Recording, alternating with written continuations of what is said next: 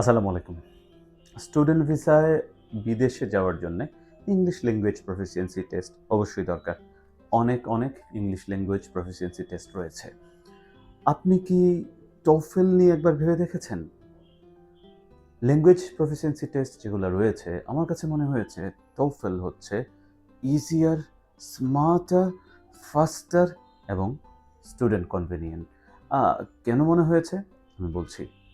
আপনার ইংলিশ যদি মোটামুটি একটু ভালো থাকে, তাহলে অবশ্যই এমনকি আপনি চাইলে ১৫ দিনের মধ্যেই TOEFL প্রিপারেশন শেষ করে ফেলতে পারেন।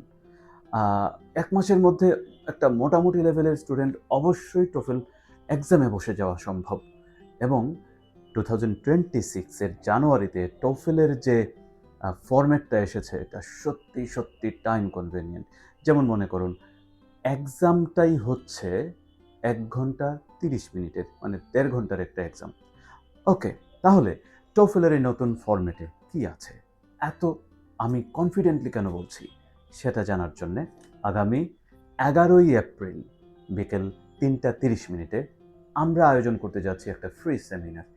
অবশ্যই সেখানে শুধু সেমিনার না, সেটা একটা মাস্টার ক্লাসও হতে পারে।